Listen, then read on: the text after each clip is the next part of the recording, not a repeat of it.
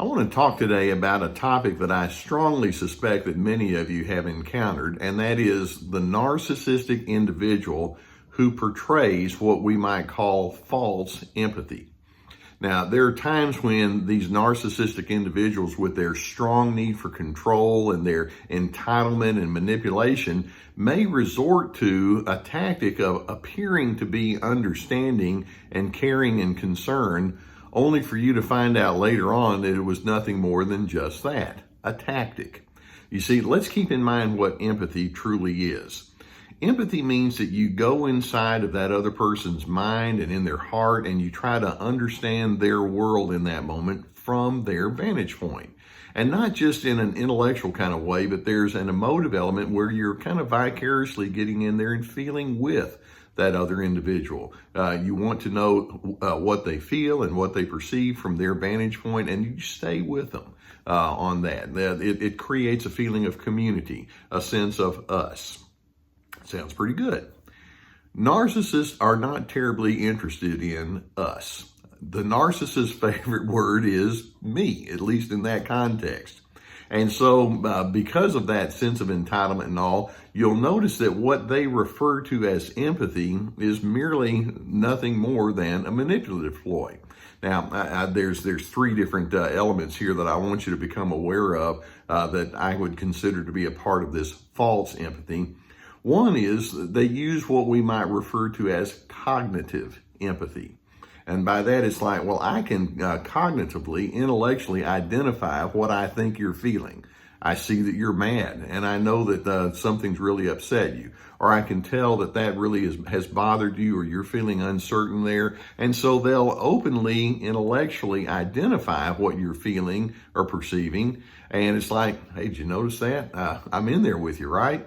But there's not that tender, vicarious element that's in there where they're just truly letting you know, I want to know you, no strings attached. It's just simply cognitive. Or another part of the ploy that they might use is what we would call shallow empathy.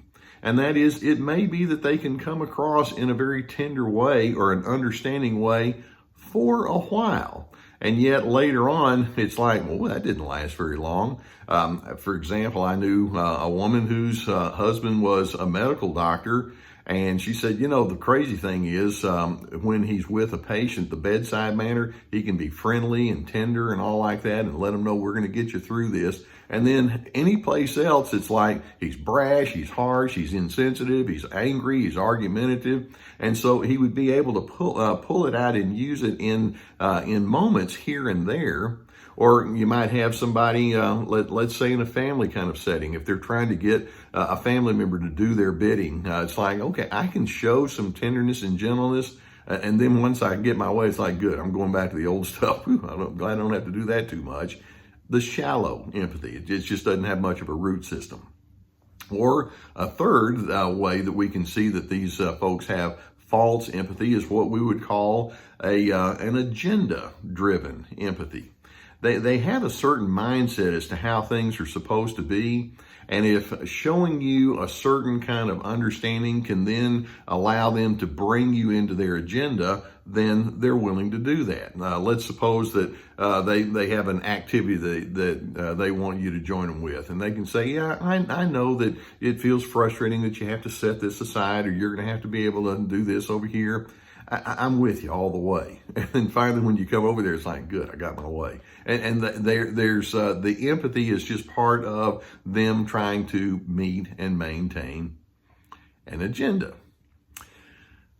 It's exhausting, isn't it? Trying to figure these kind of people out, because you kind of wonder, is it just always a manipulation? And when we're using the term narcissism, it's like, unfortunately, yes. And keep in mind that part of the defining feature of narcissism is ultimately a lack of empathy. They're impressed with themselves. Now, there's one kind of overarching kind of characteristic that I want you to see that is part of this false empathy. And that is, it's just what I refer to as the sales mindset. You know, unfortunately, I know some of you may be in sales, but there are some people that are in sales and they'll say whatever they need to say in the moment to get you to buy their wares. Well, think of that with respect to relationships. For example, in dating, this happens constantly. There's this false empathy where they really show some interest in who you are, but this can happen inside of marriages or living arrangements, partnerships, where short term that person can be that way.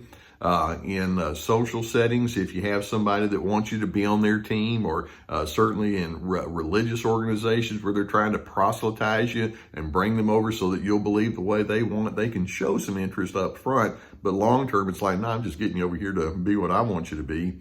It almost makes you feel in retrospect that you were investigating me and you were trying to get inside my world with me so that you could then solve your case and make it go the way you want.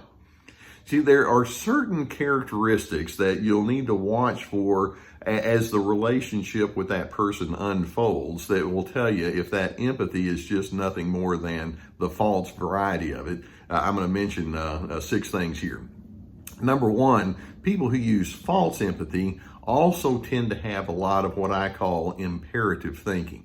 Have to, must, got to, should, supposed to. There's a certain way things are supposed to line up around here. And even in the midst of their seeming caring nature, you just kind of sense that they've got a lot of rules and regulations. And so the empathy, as chances are, is associated with that. And rules and regulations is not exactly what you call the lead kind of thinking for empathy.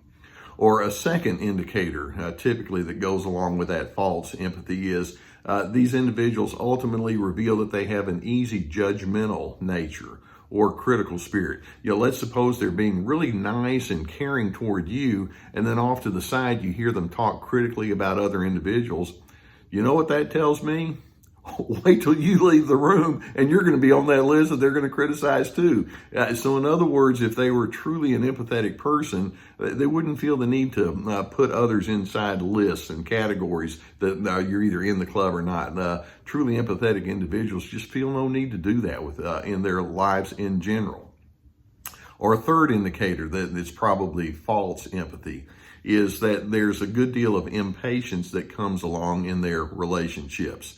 It's like if you don't fall in line or go along with their bidding quickly enough, then there's going to be irritability and annoyance. And it's like, well, I try to be understanding. You're just not doing what I want you to do. In other words, you're not changing fast enough. That's what I was trying to get you to do by me being nice to you. Or a fourth reason or an indicator that this is false empathy is they can have a you owe me mentality. I was nice to you. I tried to show understanding. I tried to be sympathetic. Now, what are you going to do for me? And it's like they eventually start calling in their favors. This is what you're supposed to do as a price to pay for my friendliness toward you. A fifth indicator that it could be false empathy is that they wind up having a disbelief if you're not loyal enough.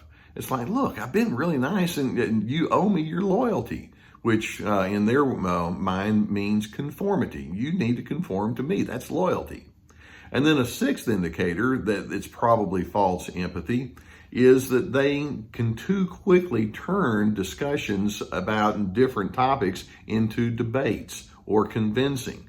And so they can show an interest in you and seemingly care about what you think until the differences start to get a little uncomfortable and awkward to them. And then they start trying to bring you into their way of thinking about right versus wrong. They go into the debate style, which implies they're not really interested in knowing you. They're interested in conquering you. Narcissists ultimately want your conformity. They ultimately want your compliance. They especially want your admiration. And so if seeming to be empathetic is a ploy that they can use to get what they want in that respect, they're not above using something like that. Now, let's underscore something very clear, and I hope that this is something that you can practice in your life and watch for in them. Empathy means that you offer ongoing respect. Empathy means that there's an acceptance, especially in the midst of differences. I can be accepting if you agree with everything, but an empathetic person says, I'm going to show you acceptance even when you think differently. I want to learn more. Empathy means that there is truly a concern about your well-being, not my well-being. Empathy means that there's a curiosity about how best to blend and harmonize. When you have empathy, you actually are skilled at building trust. There are bridges from the heart, from me to you. There's a sense of relationship safeness that begins to emerge. When you have empathy, actually there's an element of objectivity. Okay, I understand how you feel. I understand what you perceive.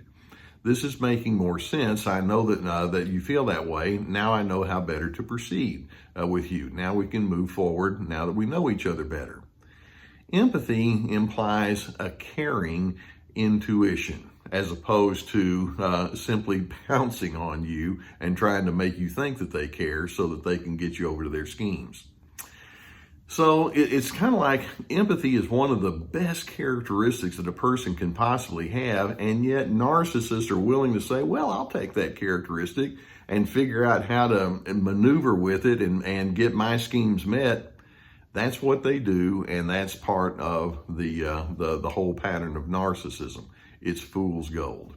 So I'm hoping that you can understand what true empathy is, and I hope that that's something that you can practice. By the way, sometimes empaths, people that we refer to as those who have empathy in a very strong sense, one of the things they often need to increase is their sense of boundaries. And so as you have empathy toward other individuals, you also want to have a sense of boundaries that says, now, given the fact that I understand people, I can also set my stipulations and consequences and assertiveness when necessary. So that's a key thing for you to keep in mind.